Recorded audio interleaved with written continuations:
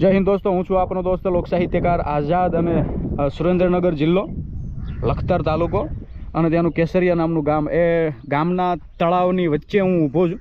તમે જોઈ રહ્યા છો પાણી થોડું થોડું છે, કાળજાળ ગરમીની માલિકો પાણી બધું સુકાઈ ગયું છે. અને હું અહીંયા એક બાંધેલો કૂવો છે એની પાસે ઊભો છું. આ તમે કૂવાના મોટા મોટા ખડકો જોઈ રહ્યા છો દોસ્તો. કૂવા, નદી, તળાવના કાંઠા એ જેદી તેદી માનવ જીવનની જીવાદોરી હતા. આ તમે કૂવા જોઈ રહ્યા છો ને દોસ્તો, સદીઓ જૂના આ કૂવા છે. અને આ કૂવો તમે જુઓ આજે પણ છલોછલ ભરેલો છે. પરંતુ આ કૂવા સિવાય મારે તમને જે એક વસ્તુ દેખાડવી છે, ખાસ કરીને આજની યુવા પેઢી જે છે એ એનાથી માહિતગાર થાય એ મારો હેતુ છે. અને સાથે મારી સાથે મારા પરમ મિત્ર ભરતભાઈ. કેમ છો? મજામાં. ભરતભાઈ મહેતા બહુ સારા એવા યુટ્યુબર છે. BM ગુજરાતી યુટ્યુબ પર લખશો એટલે એમની સરસ મજાની ચેનલ આવશે. એ મને આજે આ જોવા લાગે. ભરતભાઈ, તમે મને ક્યાં લઈ જાવ છો હવે? આપણે વીરડો છે જૂનો. વીરડો? હા, જે પહેલાના જમાનામાં એમાંથી સાલિયા પાણી ભરતા એ. બરાબર, આપણે વીરડો જોવા જવું છે દોસ્તો.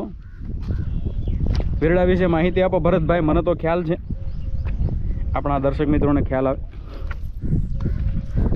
ભરતભાઈ, પહેલાના જમાનામાં જાણે તળાવમાં પાણી ફૂટી જતા ઉનાળામાં, એટલે એક વીડો ગાળતા બધા ગામ વચ્ચે, અને એમાં સાલિયે પાણી ભરતા. રાતે આખું પડ્યું રાખે એટલે સવારે આવે પાણી, જામાં આવે એ પાણી ભરતા.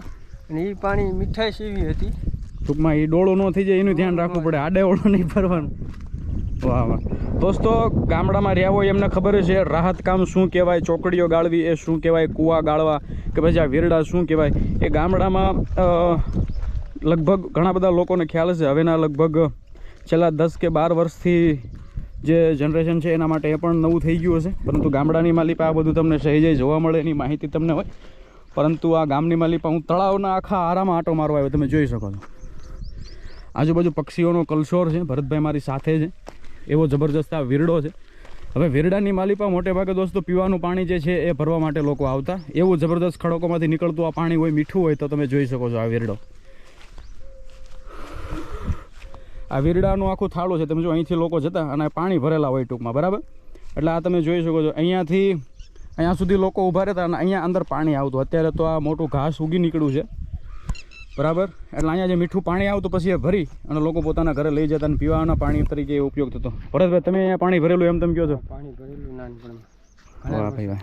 આ તો હવે અત્યારે આમ બીજા એક પાળિયા છે, પાળિયા ગામને પાદરે, અહીંયા જઈએ આપણે. વાહ ભાઈ દોસ્તો, ગામને પાદર સુરવીરોના પાળિયા છે, એના પણ આપણે દર્શન કરવા માટે જવું છે.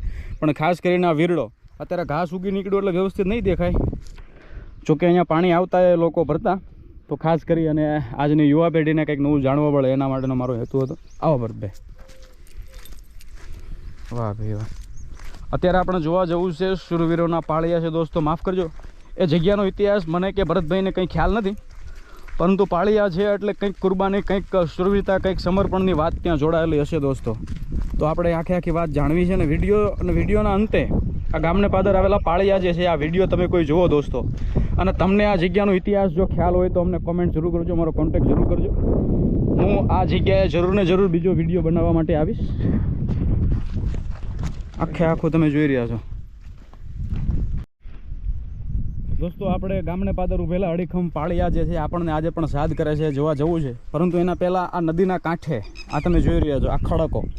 તો આ ખડકો એટલે અહીંયા એમનામ નથી પડ્યા. જેથી તેથી બહેનો દીકરીઓ જ્યારે ગામને પાદર જે તળાવ આવેલું છે ત્યાં કપડાં ધોવા માટે આવતા, ત્યારે આની ઉપર બેસતા અને આની ઉપર એ કપડાં ધોતા. તો આ એના ખડકો છે જે તમે જોઈ શકો છો નદીના કાંઠે. અને આગળ આપણે ભરતભાઈ, હા આવો ભરતભાઈ મોખરે રહેશે, એ આપણને પાળિયા દેખાડવા માટે જઈ રહ્યા છે દોસ્તો.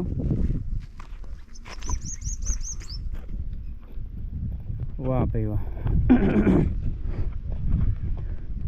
એ બી કાળજાળ ગરમી છે, પરંતુ મને ગમતો વિષય છે પાળિયા. હું ભાળું અને પાળિયાને પ્રણામ કરવા, પગે લાગવા હું ન જાઉં તો આપણને ભાઈ મજા આવે નહીં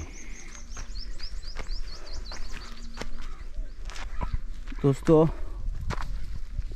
વાહ ભાઈ વાહ. આગળ ભરતભાઈ, હા વાહ ભાઈ વાહ. જય હો સુરવીરો, તમને કોટી કોટી વંદન. દોસ્તો તમે જોઈ રહ્યા છો આ જૂનું સ્મારક છે. ભરતભાઈ આમાં કેવું છે ખબર છે? આ તો સદીઓ જૂના સ્મારક છે ભાઈ. આ પથ્થરો તમે જોઈ શકો છો દોસ્તો. હું એટલું કહી શકું, આ જે જગ્યા છે, આ સ્મારક છે, કોઈ રાજવી પરિવારના પાળિયા અથવા રાજવી પરિવારના કે કોઈ સતીમાના દેરા અહીંયા રહ્યા હશે.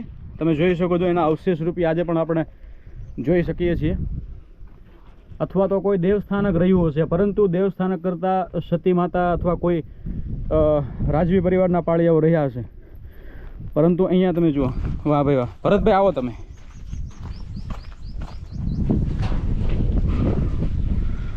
જય હો પ્રભુ. દોસ્તો તમે જોઈ રહ્યા છો, ગામનું નામ પાછું ભૂલી ગયો હું, કેસરિયા.